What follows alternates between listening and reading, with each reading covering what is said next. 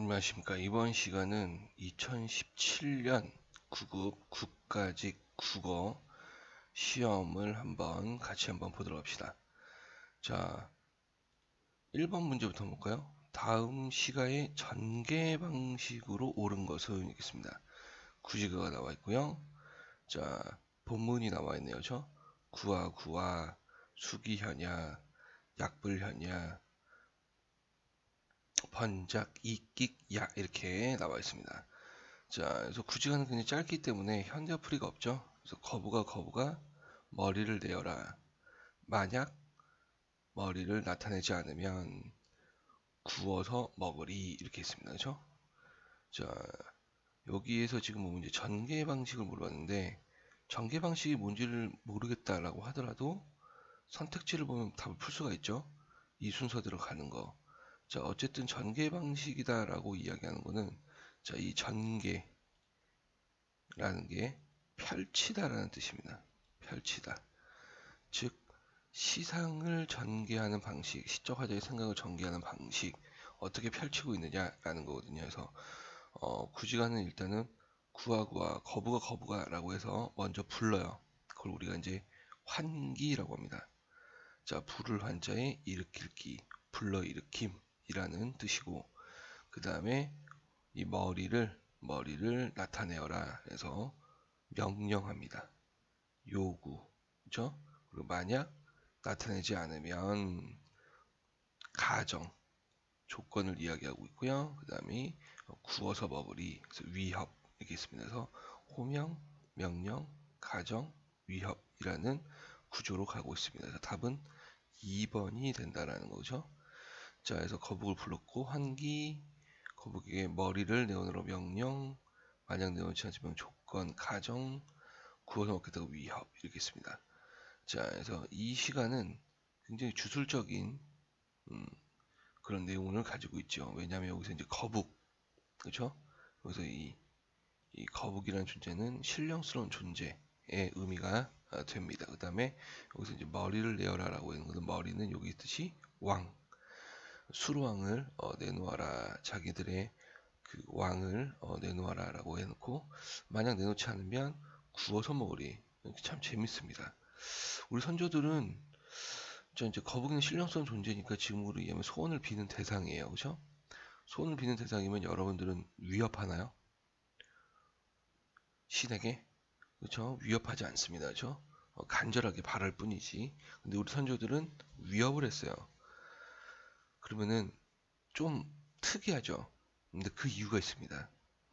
위협을 했다라는 것 자체가 그만큼 소원이 간절하다라는 또 표현이에요. 그래서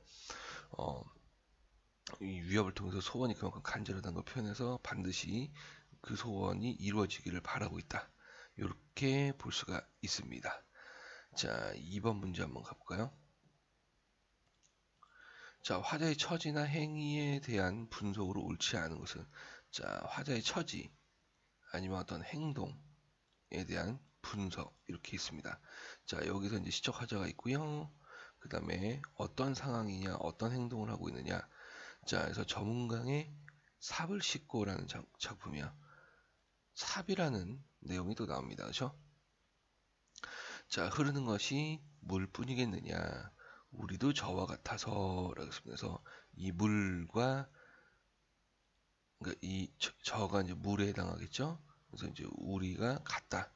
그래서 물과 지금 하나다라는 거죠. 그렇죠? 동일한 상황이다. 그렇죠? 동일한 상황임을 나타내고 있습니다. 강변에다가 삽을 씻으며 삽이라는 소재를 통해서 이 시적 화자가 노동자다. 그렇죠? 노동자임을 우리가 알 수 있습니다. 그래서 건설 노동자 이렇게 볼 수가 있는 거죠. 그렇죠? 일용직 노동자.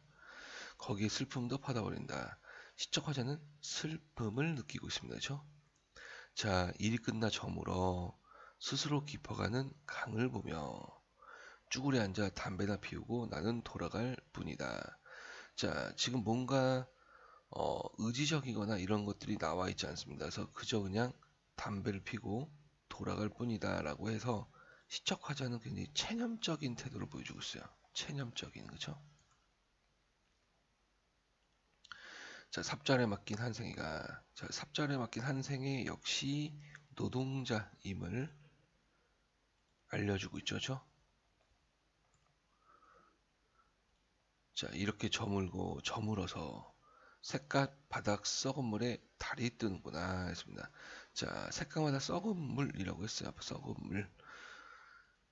자, 물이 썩었다라고 이야기를 하는 거죠. 그러니까 이건 부정적인 상황, 그렇죠? 부정적인 현실을 지금 이야기하고 있습니다. 자, 우리가 저와 같아서 흐르는 물에 삽을 싣고 먹을 것 없는 사람들의 마을로 먹을 것이 없는 사람들의 마을 가보면 알겠지만 가난한 삶을 이야기합니다. 그렇죠? 가난. 다시 어두워 돌아가야 한다. 거기를 벗어날 수가 없다. 그렇죠? 다시 돌아가야 한다라는 그 체념적인 태도. 그 다음에 그 삶이 계속 되풀이되고 있다는 거죠. 그렇죠? 자, 그래서 옳지 않은 걸 골라봐라 라고 이야기거든요. 화자는 일을 마치고 해지는 강변에 나와 삽을 쉬고 있습니다. 그렇죠? 화자는 강물에 슬픔을 퍼다버리고 먹을 거 없는 사람들의 말로 돌아가고 있고, 화자는 삽절에 맞게 한생이라는 표현을 통해 자신의 삶을 압축적으로, 즉 자기가 노동자의 삶을 살고 있다. 화자는 주관적인 감정을 배제하고, 여기서 보면 이제 주관적인 감정을 배제하고 해지는 강가의 풍경을 객관적으로 전달하려 한다. 자, 이 부분이 틀렸죠. 왜냐하면 주관적인 감정을 배제 아닙니다. 주관적인 감정을 표현하고 있어요. 뭐예요? 체념과 슬픔. 그죠? 해지는 강가의 풍경 객관적 아닙니다. 그죠? 자, 객관적이다라는 거는 손님 객자의 보다 관자를 써. 손님의 입장에서 본다. 즉, 주관적의 반대. 이렇게 되겠죠. 그죠? 그래서 주관적은 주인 주자의 보다 관자. 주인의 입장에서 본다. 그러니까 자신의 의견이 들어간다면 이 객관적이다라는 것은 자신의 생각, 의견, 주장 등이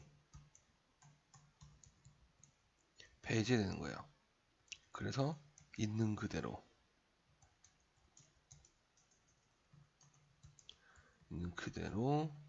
표현하는 것을 우리가 객관적이다라고 합니다. 그래서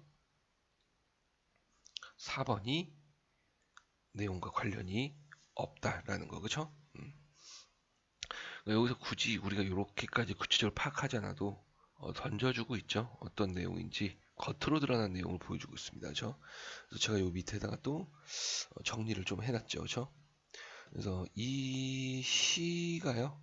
지금 보면 이제 1970년대를 배경으로 하고 있습니다. 그래서 이 1970년대가 이제 본격적으로 경제개발 정책이 추진되던 즉 산업화가 일어나던 그런 시기예요. 이런 시기에서 그 소외된 노동자의 삶, 즉 열심히 우리나라는 개발을 하고 있고, 그죠? 돈을 이제 벌기 위해서 막 노력을 하고 있어요.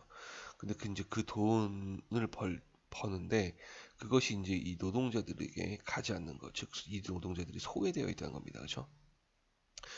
이 산업화 과정에서 소외되어 있더라.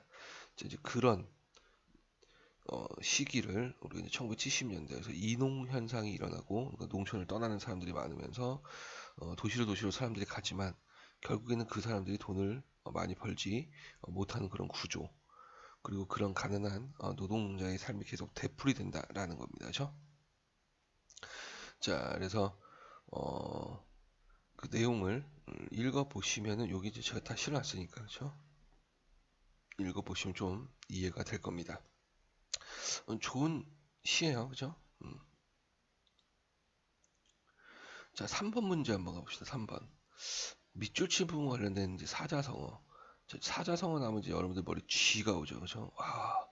얘는 사자성어 나오면 무조건 선택지부터 먼저 한번 봐야 돼요. 이 각각의 뜻을 알고 있어야 이 내용이 이해가 된다라는 거죠. 자, 얘는 이제 5월 동주라고 있습니다. 그래서 여기서 지금 5월 동주에서 오나라 오자에 월나라 월자, 한 가지 동, 배주자. 그래서 오나라 사람과 월나라 사람이 같은 배에 탔다라는 뜻이거든요. 여기서 이제 오나라와 월나라는 서로 적대시하는 관계입니다. 전쟁을 하고 있고 서로 싸우고 있는, 이렇게 적대시하고 있는 나라. 그러니까 적이 한 배에 탄 거예요. 그렇죠? 두 가지 의미가 있는데, 서로 이제 적의를 품은 사람들이 한 자리에 있게 된 경우, 아니면 서로 협력하여야 하는 상황, 이 두 가지의 의미를 가지게 됩니다. 그렇죠? 그러니까 이거는 어쩔 수 없이 협력해야 되는 전략적 제휴를 이야기하는 거예요. 전략적으로 제휴하는 거. 자, 이거는 이제 낭중지추라고 합니다. 그래서 여기서 올 뜻이 주머니, 낭의 가운데 중, 어조사 지자를 씁니다. 뭐뭐의, 뭐뭐지, 뭐뭐는 이렇게 되는 거고, 추는 송곳추자.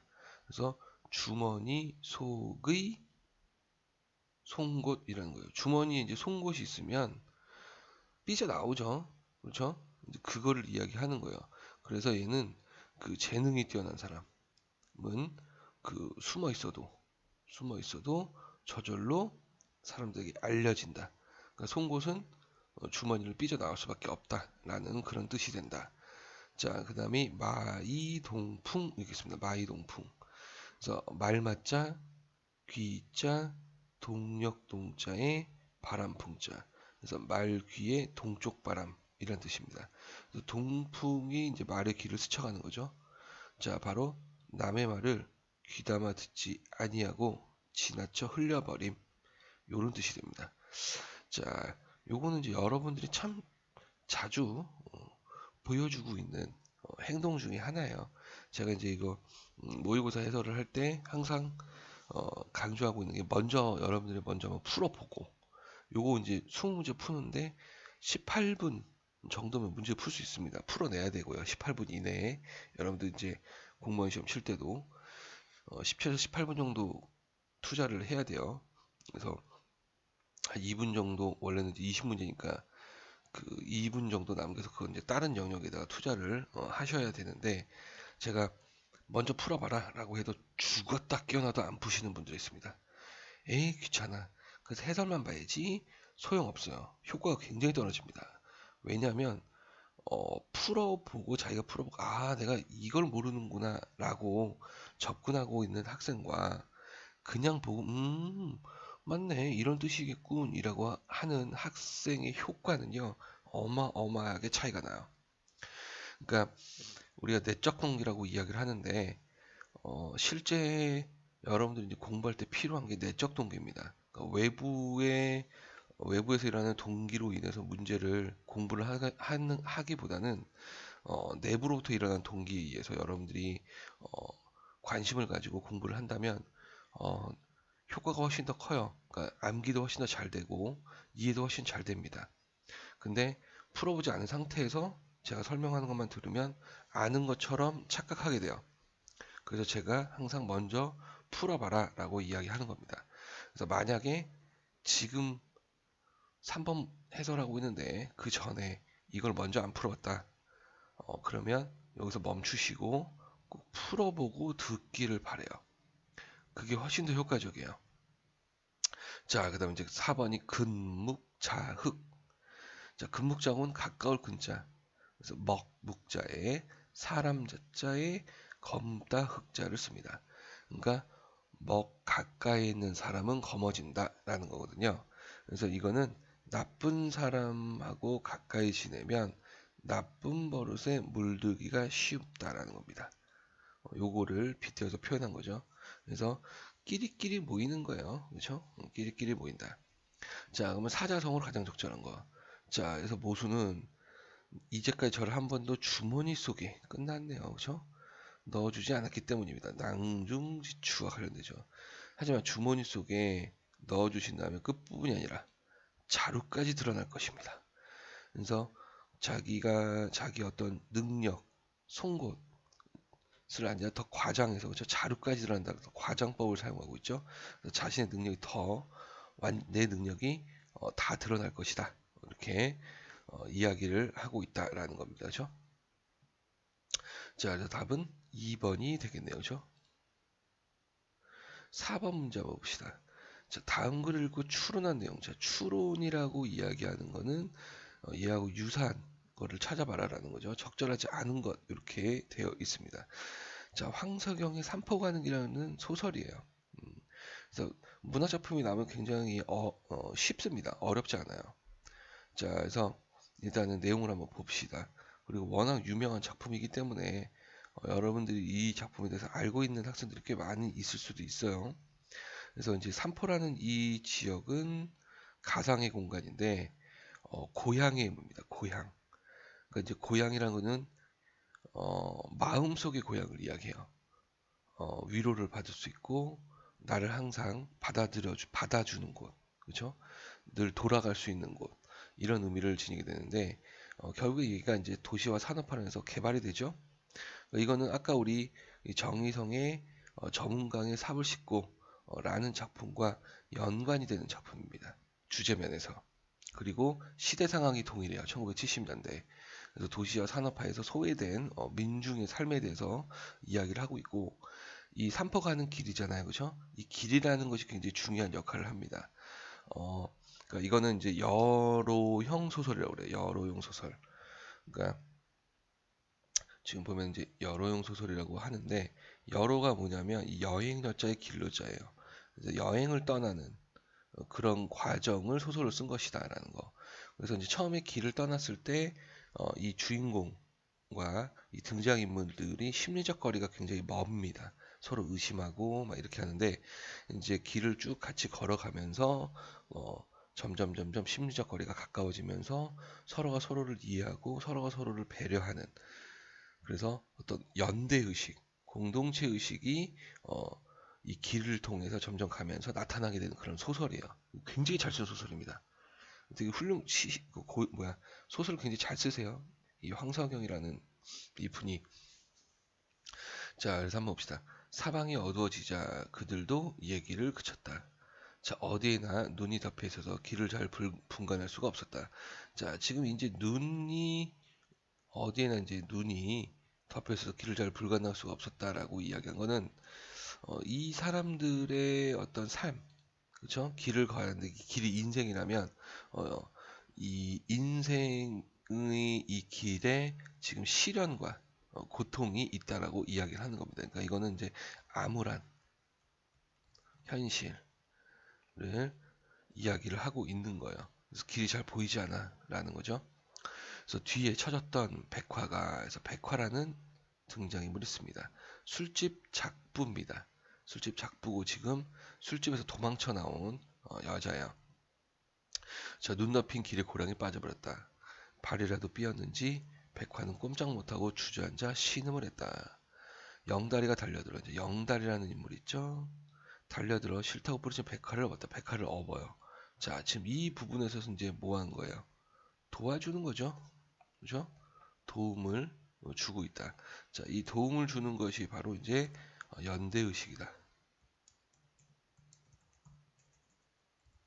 이렇게 이야기를 합니다. 그죠? 백화는 영달의 등 옆이면서 말했다. 무겁죠? 영달이는 대꾸하지 않았다. 무거운 거예요. 농담입니다. 무겁지 않아요. 뒤에 나오는데 굳이 이런 말을 꼭 할 필요는 없었는데 그죠? 미안한 겁니다. 그죠? 그러니까 여기 무겁죠? 라고 이야기하는 거는 이 미안함을 표현을 한 거죠. 무겁죠? 자, 백화가 어린이처럼 가벼웠다. 그래서 사실은 가벼운 거예요. 그죠? 등이 불편하지도 않았고 어쩐지 가뿐한 느낌이었다. 아마 쇠약해진 탓이라 생각한 영다리는 어쩐지 대전에서의 옥자가 생각나서 눈시울을 했다. 자, 이 옥자가 떠올라요. 눈시울이 화끈했다라고 이야기를 하는 건 연민입니다. 연민. 연민은 불쌍히 여길련, 불쌍히 여길 민자를 써요. 자, 그래서 옥자에 대한 연민과 그다음 백화에 대한 연민이 동시에 드러나요. 그렇죠? 그래서 구체적인 이유는 나와 있지는 않지만, 그죠? 구체적인 이유는 나와 있지는 않아요. 근데 불쌍히 여기고 있는 거예요, 그죠? 자, 백화가 말했다. 어깨가 참 넓으시네요. 한 세 사람쯤 없겠어. 어디서 개수작이야, 그죠? 네. 이제 민망하니까 그죠? 그리고 이제 고마우니까 이런 표현을 하죠. 자, 이 표현을 통해서 심리적으로 굉장히 가까워졌다는 걸 알 수 있습니다. 심리적으로 가까워졌다라는 거 우리가 알 수 있죠. 대기 근수가 모자라니 그렇다고. 자, 그렇다고 하면서 좀 쌀쌀맞게 대하고 있습니다. 자, 내용 한번 볼까요? 눈 덮인 고랑은 백화가 신음하는 계기. 여기 나오죠? 고랑에 빠져서 신음을 했다라는 부분. 등에 앞에 있는 백화는 영다리가 옥자를 떠올리게 된 계기, 그쵸? 영다리는 대전의 옥자를 어린애처럼 생각이 깊지 않은 존재다. 아니죠. 어린애처럼 생각이 깊지 않은 존재. 이건 부정적인 거예요. 그쵸? 이거 아닙니다. 뭐예요? 눈시를 확인해서 그 연민을 느끼고 있잖아요. 그쵸? 그래서 틀렸다. 이렇게 볼 수 있고. 백화는 처음에는 영다리 등 엽히기를 싫어했어요. 그쵸? 뿌리쳤죠. 근데 영다리 등 옆에는 싫어하는 내색이 없어 보인다. 무겁죠? 어깨가 참 넓으시네요. 한 세 사람쯤 없겠어? 라고 하면서 싫어하는 내색이 이제 없다. 이 부분이 연결이 됐죠. 자, 밑에 제가 또 이제 설명을 해놨습니다. 그리고 여기에 해설, 이해와 감상, 그다음 이제 중요한 내용들 이제 여러분들이 읽어보시면은 도움이 될 거예요. 자, 5번 문제로 한번 가보도록 합시다. 5번. 자, 밑줄치말의 문맥적 의미가 같은 것은 이렇게 있죠. 자, 요 밑줄치말이 이제 문맥적 의미예요. 흐름. 자, 그러니까 단어의 뜻을 물어보는 그런 문제다라는 겁니다. 쉽지 않은 유형이에요. 고장난 시계를 고치다. 아, 시계를 고치다요. 여기서 이 시계를 고치는 겁니다. 그렇죠? 자, 망가진 것을 이제 고친다라는 의미죠. 자, 그거 같은 것은 뭐냐면 자동차 정비소에서 이제 자동차를 고친다. 요게 딱 읽어봤을 때 가장 가깝게 느껴지겠죠, 그죠? 이제 부엌을 입식으로 고치다라고 이야기하는 거는 어떤 의미냐? 제가 이제 여기 실어놨지요. 고치다의 동사로서 이제 사용이 된다, 그죠? 자, 여기서 이제 보는 손질은 다른 것이 되게 하다. 부엌을 입식으로 고치다 이렇게 나와 있죠. 그래서 부엌을 입식으로 다른 것으로 만들다, 그죠? 되게 하다라는 의미로 사용됐다. 자, 상호를 순 우리말로 고치다는 거예요. 여기서 이제 로하고 로가 보입니다, 그죠? 자, 그래서 여기서 고치다는 요거죠. 이름, 제도 따위를 바꾸다 해서 상호를 순 우리말로 고친다. 이렇게 나와 있습니다. 자, 국민 생활에 불편을 준 낡은 법을 고치다. 역시 똑같아요. 그래서 국민 생활에 불편을 주는 낡은 법을 고치기로 했다. 이렇게 되는 부분으로 그치? 2번하고 그 다음에 4번은 같은 그렇죠? 의미로 사용이 되었다. 이렇게 볼 수가 있죠. 자, 그래서 사실은 이제 이렇게 이런 문제들, 문맥적 의미를 나타내는 게 문제다라는 거는 이것만 봐서는 의미가 구체를 파악하기 어렵습니다. 그래서 사용할 수 있는 정보들이 있어요. 그러니까 첫 번째 이제 사용할 수 있는 정보가 뭐냐면 그 관련되는 단어 또는 대상이 되는 단어를 어, 찾아보는 거. 지금 제가 한 거는 이제 시계를 찾아봤죠. 그러면 어떤 사물이란 거를 망가진 걸 고치는 거구나라는 의미를 파악하게 된다. 그죠? 또 하나는 뭐냐면 문장의 구조, 즉 서술어의 자릿수 라고도 할 수가 있겠네. 요거를 이용하는 것도 하나의 방법이 될 수 있습니다. 그래서 얘는 지금 목적어를 필요로 하죠. 근데 여기서는 지금 필수적 부사어들을 필요로 하고 있습니다. 1번하고 2번. 그쵸? 그러니까 얘네들은 문장 구조가 안 맞아요. 얘랑. 여기서 문장 구조가 맞는 건 목적어를 필요로 하는 얘입니다. 그쵸? 그래서 이런 식으로 정보를 이용을 해서 여러분들이 문제를 풀어내면 된다라는 거. 우리가 사전을 다 암기하고 있을 수는 없어요. 이거 고치다, 뭐 망가진 걸 이렇게 그쵸? 수리하다. 이게 우리가 고장이 나거나 못 쓰게 된 물건을 손질하여 제대로 되게 하다라는 것을 정확하게 알고 있을 가능성이 별로 없습니다. 그쵸? 그러니까 이런 것들을 이용해서 이게 이제 모국어다 보니까 이런 것들을 이용을 하면 우리가 답을 찾을 수가 있다. 이렇게 생각할 수가 있습니다. 자, 그래서 지금 여기서는 그렇죠? 역시 국어 사전에 그대로 내용을 출제하고 있다. 이렇게 볼 수가 있죠.